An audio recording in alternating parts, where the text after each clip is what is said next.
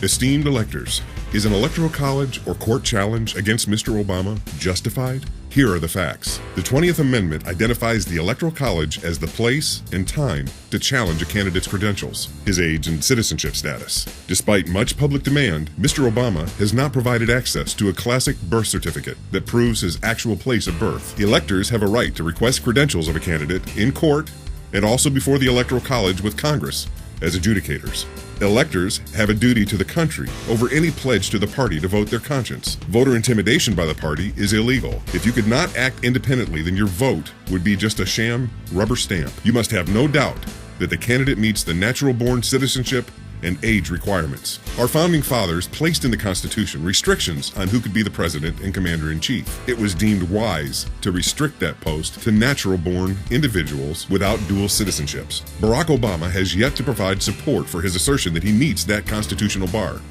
As gatekeepers of the Constitution, the electors from each state have a moral and constitutional obligation to review this matter, obtain the evidence that would remove all doubt one way or the other, and then, and only then, cast their electoral ballot for president. Despite any pressure from your party officials to bundle your vote and cast en masse, you have the right to know and the right to cast that ballot as your conscience and the Constitution demand. Constitutional obligation must take precedence over party loyalty and party rules. It turns out that no government agency is currently tasked with preventing fraud or even identifying that fact to the unsuspecting voters. No, not the secretaries of state nor the Federal Elections Commission. The gatekeepers of the Constitution are the voters, and then the electors as they weigh in at the Electoral College.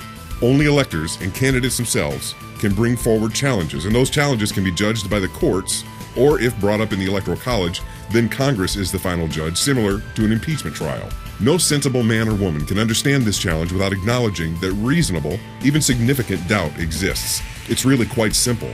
Here's what an actual Hawaiian birth certificate looks like. Witnesses, real places where even more traceable information like birthing records for the mother are kept. And here's what Mr. Obama has provided.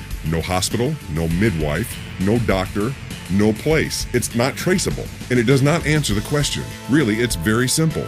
As an elector with a profound duty, demand to see the real birth certificate, or at least the documentation behind that nearly worthless certification document.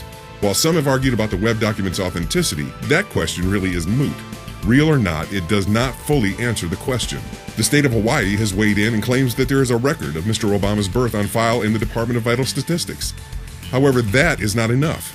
Since there are two distinct birth documents issued by the state of Hawaii, which one do they have? They gave less detail than what the published document lists. What is troubling and frustrating is that Obama can, and has had the ability to do so for quite some time, resolve this matter by simply providing a certified copy of his authentic birth document.